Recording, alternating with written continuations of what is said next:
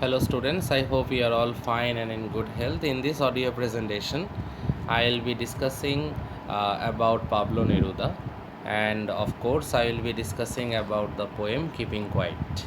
So, dear students, let's start. I guess it is visible to all of you. And first, as I told you all, I will be discussing a bit regarding Pablo Neruda. So, the first important thing that you all should know about him, that he was a famous poet. Yeah, and Pablo Neruda was also a diplomat.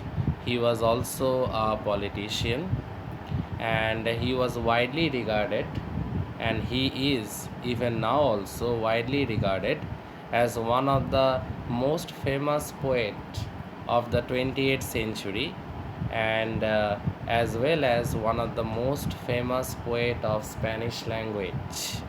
And he was born on 12th July 1904. His real name was Ricardo Eliezer Neftali Reyes Basalto. That was actually his real name, but the entire world knows him by the name of Pablo Neruda.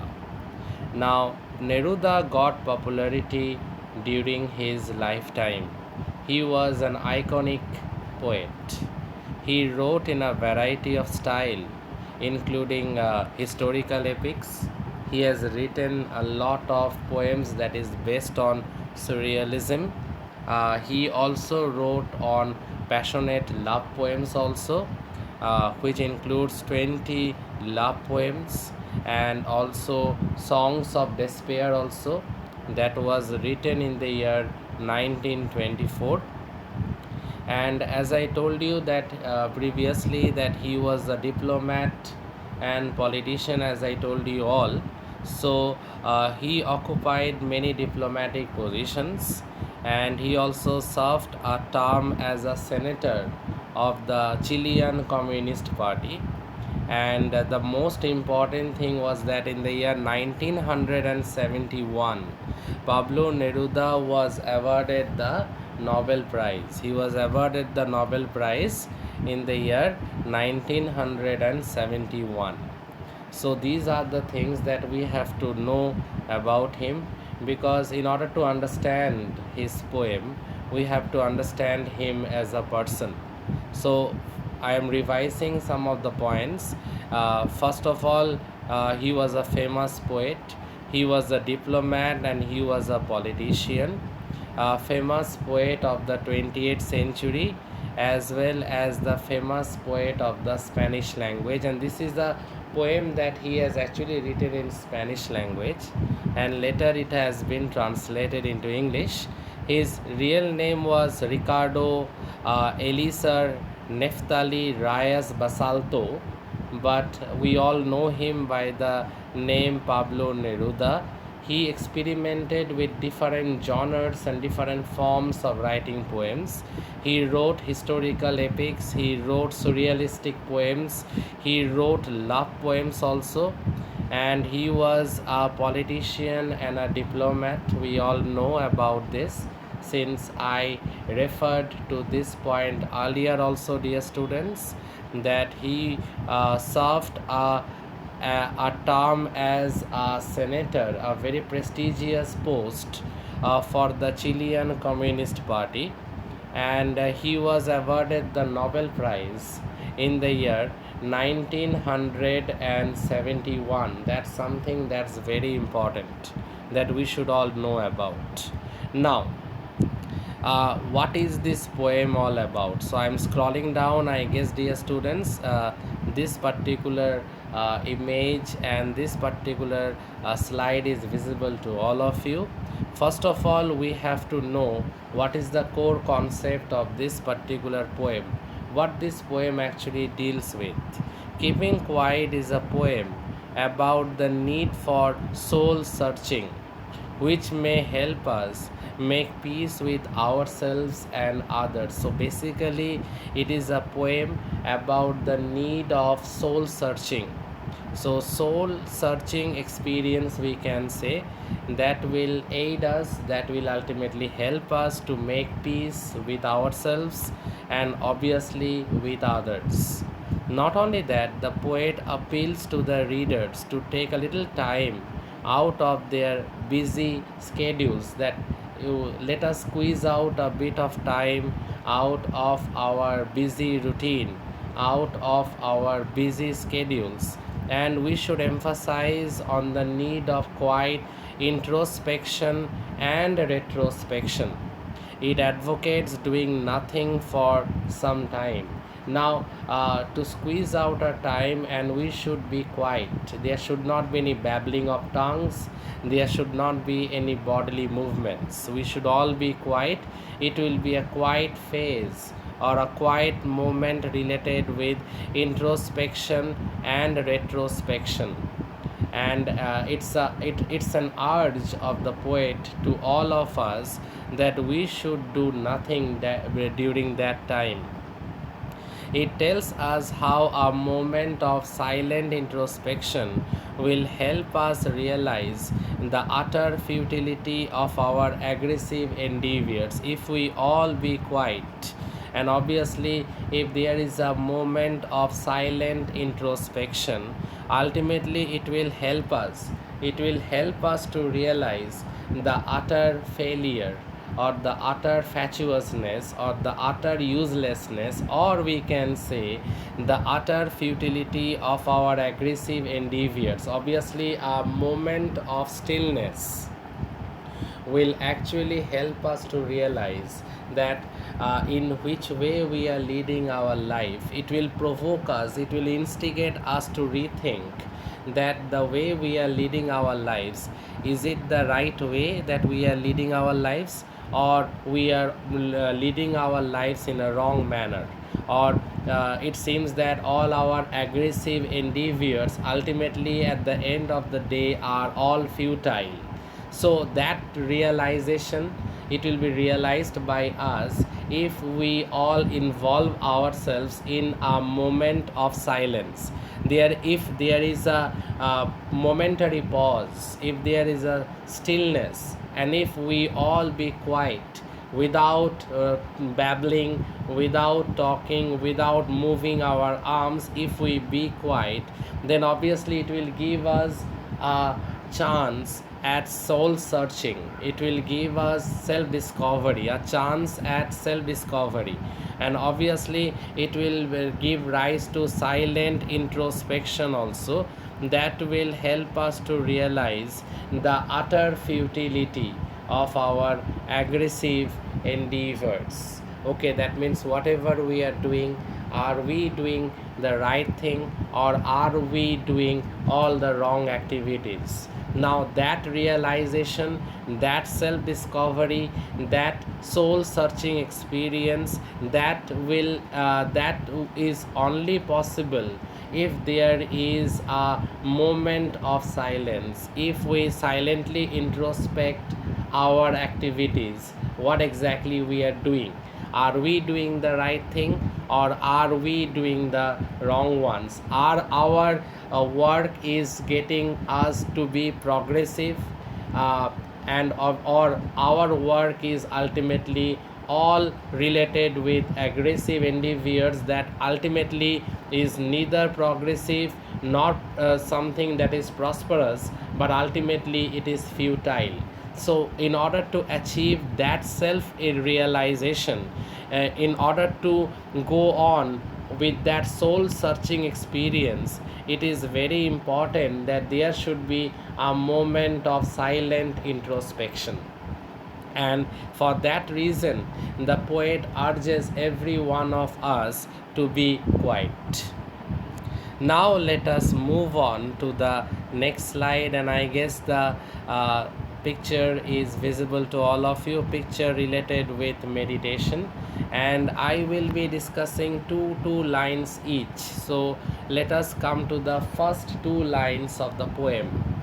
It is written, now we will count to 12 and we will keep still. Simple lines, but it has a very deep meaning underneath. I repeat the lines, now we will count to 12 and we will keep still. Now, actually, the poet Neruda asks the readers to count up to 12 in their mind and urges everyone to be still, urges everyone to be silent. Okay, he wants every one of us to count up to 12, but it should be, the counting exercise should be in our mind, and obviously he urges everyone to be still and quiet. Now, in this moment of silence, he is urging us not to go on talking. There should not be, and we should stop babbling of the tongues, and also there should not be any movement of the arms. Instead of looking outside, instead of looking at others, obviously it will help us, it will give us an opportunity to look deep inside, to look into our own self, to look deep inside. And that looking deep inside and searching for the flaws deep within one own self, that is actually a kind of self introspection. It will give us an opportunity where we can do a bit of our own self discovery.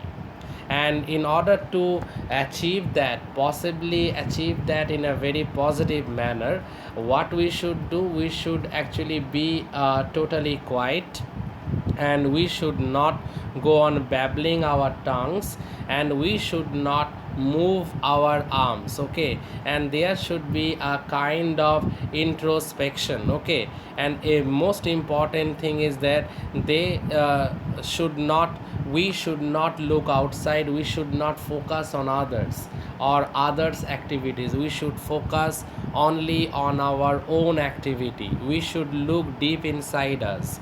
And obviously it will, as I told you all a bit earlier, it will give a moment of self introspection, self discovery. We can actually see underneath our own mind whatever we are doing, are we doing the right thing or the wrong one. Not only that, the, as you can see dear students, it is written, now we will count to 12. Now this 12, this particular 12, it can have several interpretations. Now what sort of an interpretations it can have? It can be referred to 12 hours in a day, or it can be referred to 12 months in a year, because in a year there are 12 months, it can be related to that one, or it can be related to 12 hours in a given day. In that way also we can interpret this 12. And another thing, I hope you have all noticed, there is a poetic device. The poetic device that we find here is a repetition, because W is repeated, we will, and in the second stanza also it is written we will.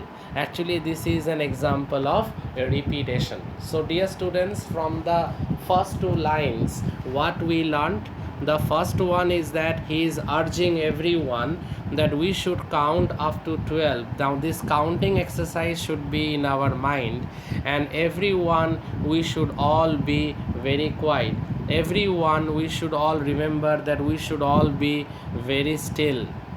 Now in this moment of silence, this momentary pause or silence, we should stop noises whatsoever. There should not be any babbling of tongues, and there should not be any moving of the arms.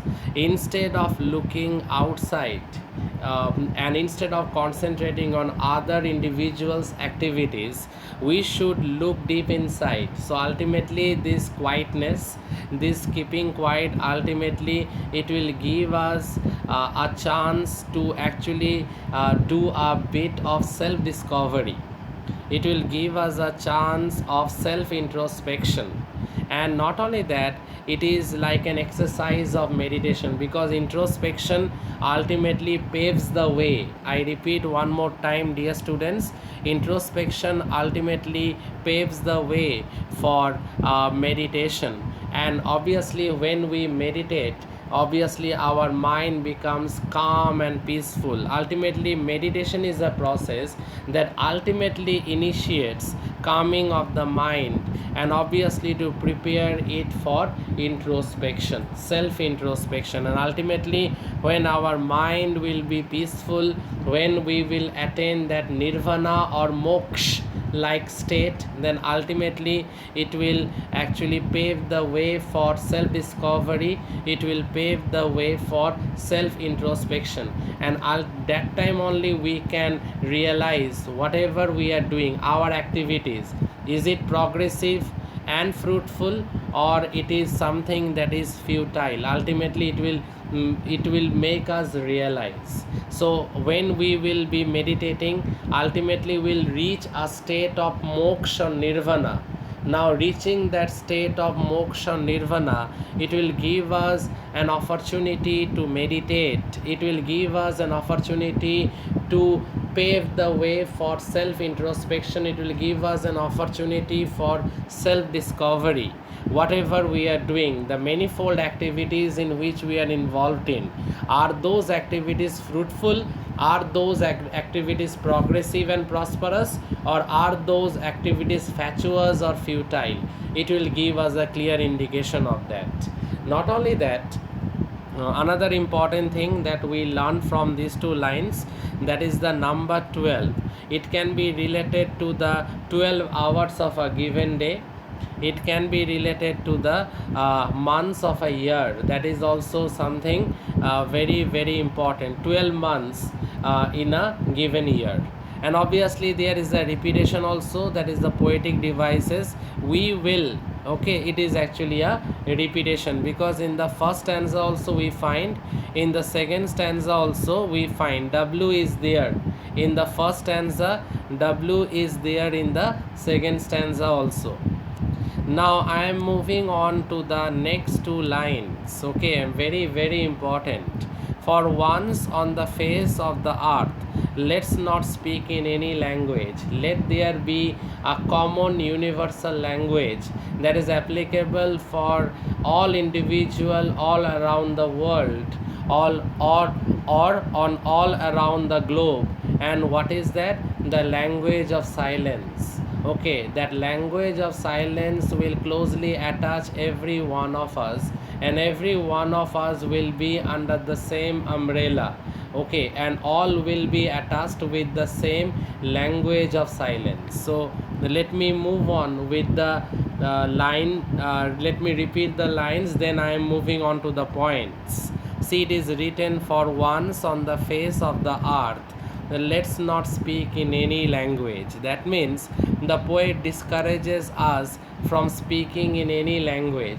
Let there be a unanimous, uniform and universal language that should prevail, and that is the language of silence. People across the world should not speak their own language, they should not speak their own language, they should keep quiet and speak the language of silence. Okay, we should all be quiet and we should all speak the language of silence. We should not speak in other language. If we speak in other language, there will be a language barrier. So we should maintain uniformity, we should maintain flexibility, and obviously if we all be speaking the language of stillness and silence, then there should be uniformity and there should be flexibility all around. And if we speak different languages, then obviously at the end of the day there will be barriers of language, or we can say language barriers, that we should not do. So let me move on with my explanation. I am repeating that particular part once again. The poet discourages us from speaking in any language.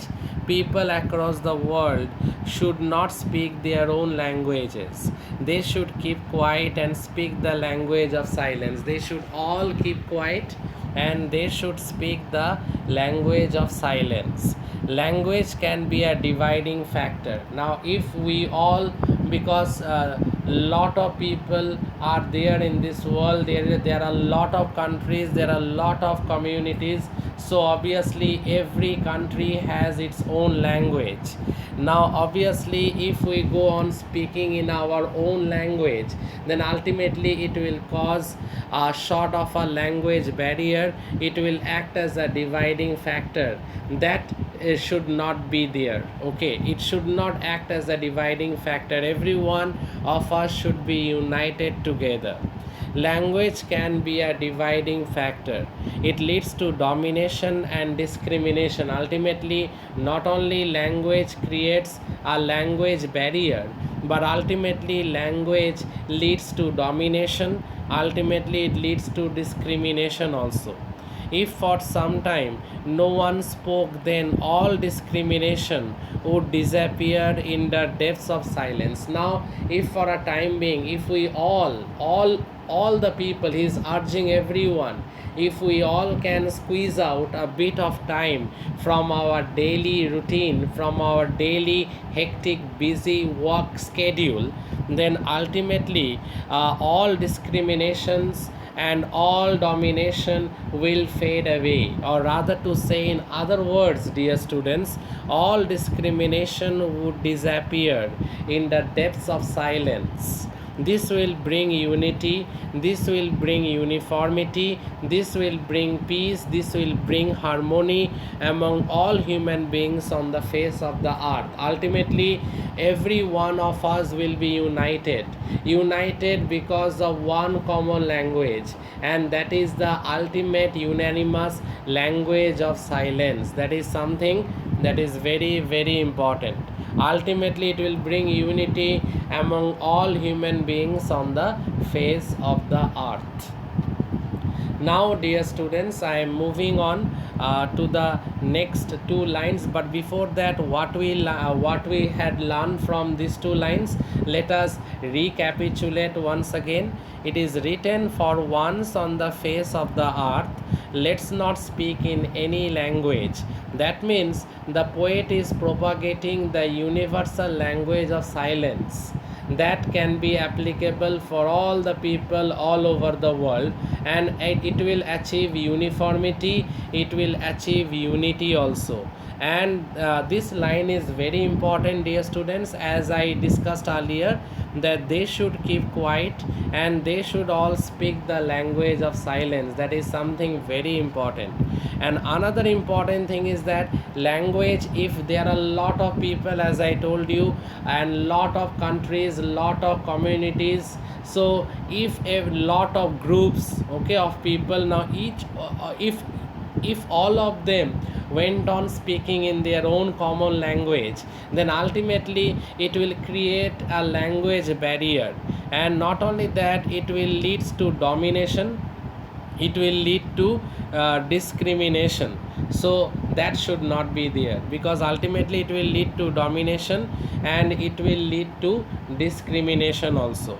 And if for some time no one spoke, then all discrimination would disappear, because if every one of us, if we all remain quiet and silent, and if we all speak if we all speak in the language of silence, if we all be under the same shade or the same roof or under the same umbrella, ultimately there will be no more domination, there will be no more discrimination. All discrimination or domination would disappear totally in the depths of silence. And ultimately, when there will be silence all around, all over the world, throughout the entire globe, then ultimately it will bring unity among all the human beings on the face of the earth. That is something very, very important. Now let us move on to the two more lines that I want to discuss. Let's stop for a second and not move our arms so much. Now, what the poet is trying to say here, actually the poet Pablo Neruda urges us to stop for 1 second and not to move our arms to do any work as such. He asks us to keep ourselves away from negative aspects. He wants us to keep ourselves away from all sorts of negativity. He wants us to shun ourselves from all sorts of negative thoughts or negative aspects. He wants us to keep ourselves totally away from all the negative aspects. Now remember one thing, dear students, arms. It not only refers to our arms, okay, it is also in other context, it is also referred, if we critically analyze it, then arms refers to weapons also. It refers to arms and ammunition also. Now arms and ammunition ultimately create violence, and what it does, it destroys peace and harmony. Ultimately arms and ammunition destroys peace and harmony. That is the reason self introspection ultimately will pave the way for self discovery, and self discovery ultimately will make us realize what we are doing is something violent or non violent. Whatever we are doing, it is destructive by nature, or whatever we are doing is creative by nature. It will give us a proper indication of that. That is the reason he wants every one of us to squeeze out a moment of our time from this hectic, stressful, busy life schedule, and to rethink about our manifold activities, what exactly we are doing and what exactly we have done and what exactly we are about to do. So all these things are channelizing in the right direction, or all these things are actually moving us or leading us towards doomsday. So that is the reason he wants us to introspect and retrospect whatever we are doing. Are we doing the right kind of activities, or are we doing the wrong ones? So let me move on, dear students. I was saying that arms and ammunitions, not only arms related with the arms in our body, but in other words it is related with weapons, weaponry, or arms and ammunitions, because ultimately when we talk about arms and ammunitions, that means one thing comes to our mind, that is violence, that actually destroys the peace and harmony. Unless right thoughts precede actions, differences and unrest will continue to prevail and threaten to tear the fabric of society. Now, the important thing is that if we don't stop all these violent, ruthless actions, then obviously, the world will turn into a violent place. There will be differences, there will be unrest, and obviously all these differences, all this violence, all this unrest will totally dismantle, will totally tear the fabric or the texture of our human society. We should be very much cautious about it, dear students. Now another important thing which I do believe, and I do feel like you all believe in this, that man is a victim of his own doing. As you sow, so shall you reap. This is a very old proverb, as we all know. That means your work will ultimately give you an identity. So what you are doing, that is very important, because ultimately man is a victim, or man falls a victim of his own doing. Much of the disturbances, much of the unrest on the face of the earth is a result of his progressive and forward nature. Now, because of his materialistic, progressing and forwarded nature, it seems that ultimately there is a lot of unrest that is going on in the face of the earth, that ultimately reflects his aggressive and violent nature, that never ever reflects his progressive and forward minded nature towards, forward minded attitude towards nature. It is a gesture of dictatorship and can be interpreted as his actions to dominate others. Obviously, weapons, arms, and ammunitions, all these things symbolizes autocratic mentality. All these things symbolizes dictatorship. and obviously his greed to dominate over others. And there is a poetic device. And what is that poetic device? The poetic device is pun. PUN, that is the poetic device. And here it is related with arms and ammunition. Arms, actually it is related with hands engaged in several activities, as we know arms. But arms has another meaning. There lies the concept of the poetic device pun that has been intended here or written by the poet. Arms also is related with the weapons used for mass destruction. Now see, there is a repetition also. Let's stop for a second and not move our arms so much. It's a repetition. And another important thing, we find that obviously he is very much eager to create a bond with the reader and stress his point. Through this poem, he is very much eager to stress his point. So what are the things we learn from this poem? This is very important. Let not speak in any language. Let's stop for a second. There lies the repetition part, and not move our arms so much. So what we learn from this, he is urging every one of us not to move our arms. And if we are engaged in any violent activities that is involved with arms and ammunitions and weapons, he wants us to stop and halt for a moment. And obviously he wants us to shun away, to actually clear our minds from all sorts of negative thoughts and negative mentalities. Now arms also refers to arms and ammunitions that actually create violence. And not only that, it also disturbs, disrupts, destroys the peace and harmony at the same time. Unless right thoughts precede actions, differences and unrest will continue to prevail.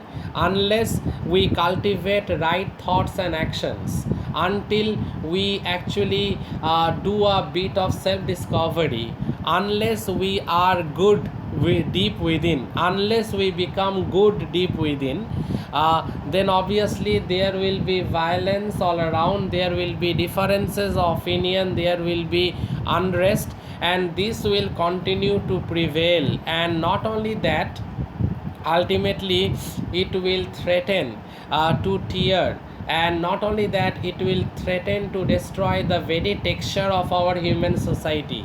It will threaten to tear the main fabric of our human society. And as I told you all a bit earlier, that as you sow, so shall you reap. That means man is the maker of his own doing, and ultimately man is a victim of his own doing.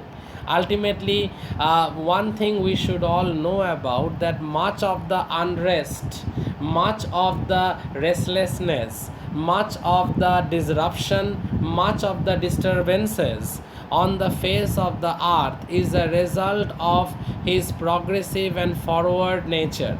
Because of his progressive and forwarding nature, much of the unrest is going on, because he is not reutilizing the natural resources. He is actually destroying the natural resources. He is actually overusing the natural resources and ultimately destroying nature. Now obviously arms and ammunition, ultimately it also refers to autocratic mentality, it also refers to dictatorship, and it we can interpret that a part of the human civilization was engaged in dominating others. A part of the human not only human civilization, some countries are dominating over others. We can interpret it, or we can interpret it in this way also. And pun is a poetic device, because arms are also, one meaning is related with hands, and hands are engaged in manifold activities, in many activities. And as I told earlier, another arms, it is related with weaponry, it is related with arms and ammunition, that is weapons that are related with mass scale destruction. And see, there is a repetition of let's because previously it is written let's not speak in any language, then again it is written let's stop for a second. This is actually a repetition, and obviously the poet is very much eager to create a bond with his readers, and obviously he was very much eager to stress his point. He is very much eager to propagate his point. What exactly he is about to say, he is very much eager to propagate his ideas, or rather to say his ideologies. And most importantly is that he wanted to attain a connection or a bonding with the readers. So dear students, I stop here in this audio presentation. Kindly go through this audio presentation.